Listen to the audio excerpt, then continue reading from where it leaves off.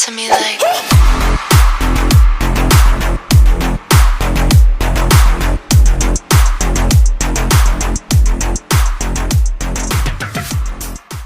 Saya Nur Halimah, NIM 2012-01044.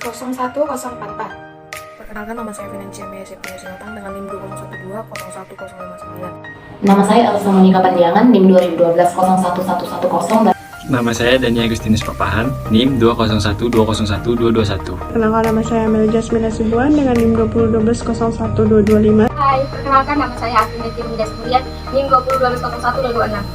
Alan Jonathan Pardito 012-01231. Sangkar meteorologi adalah sebuah bangunan berbentuk sangkar yang terbuat dari kayu. Fungsinya untuk melindungi peralatan meteorologi dari hutan dan sinar langsung dari luar. Google Spilling Wheel merupakan alat untuk mengukur penguapan yang terjadi dengan cara membaca angka yang ditunjukkan sesuai tinggi permukaan air dalam pan evaporation. Berfungsi untuk menghitung tinggi air pada panci penguapan. Aktinograf bimetal adalah alat pengukur atau pencatat secara otomatis radiasi matahari yang jatuh pada bidang horizontal. Fungsi dari aktinograf bimetal yaitu untuk mengukur secara otomatis intensitas radiasi matahari. Anemometer adalah alat untuk mengukur arah dan tingkat kecepatan angin. Adapun fungsi dari anemometer yang pertama untuk mengukur tingkat kecepatan angin, yang kedua dapat digunakan untuk meramal atau memperkirakan cuaca pada hari esok. Kelima itu high volume air sampler, untuk mengukur partikel kecil padat aerosol di udara seperti debu, karbon, dan yang lainnya. Cara pengamatannya itu dalam satuan mikrogram. Keterangannya itu bias, harian, atau mingguan. Sensor suhu menggunakan logam. Apabila keadaan panas, logam akan memuai dan menggerakkan pena ke arah atas. Sementara apabila keadaan dingin, logam akan mengkerut dan menggerakkan pena turun atau ke bawah. Sensor kelembapan menggunakan rambut manusia. Apabila udara basah, maka rambut akan memanjang. Dan apabila udara kering, rambut akan memendek.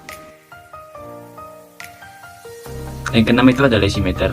Fungsinya itu untuk mengukur evapotranspirasi. Cara pengamatannya, sedot air perkolasi dan diukur. Jika sebelum pengamatan ada hujan lebih besar atau sama dengan 10 mm, dosimeter tidak perlu disiram. Jika hujan 5-10 mm, siram dosimeter sebanyak 15 liter. Jika tidak ada hujan, siram dengan air 10 liter. Kemudian hitung evapotranspirasinya.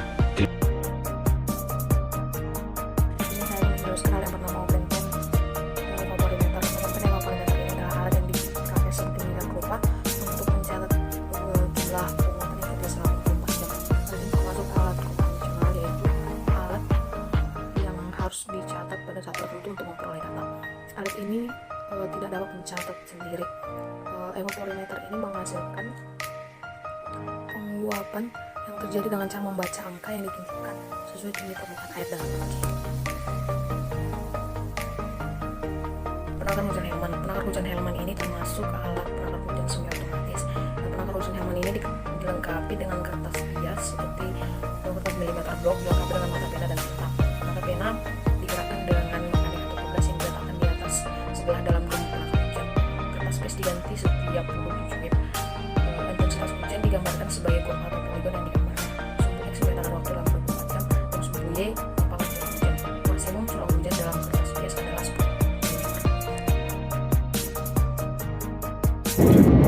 Alat yang digunakan untuk mengukur curah hujan yaitu masuk ke dalam corong tersebut dari periode waktu 24 jam hingga curah hujan yang terukur dinyatakan dalam satuan milimeter.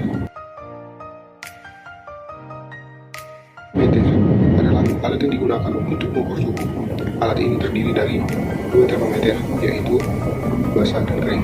Termometer basah adalah termometer pada bagian pangkalnya dibalut kain basah, sedangkan kering tanpa kain basah. Cara kerja alat ini: gagang saling dipegang erat, kemudian diputar searah jarak jam selama kurang lebih dari 30 detik.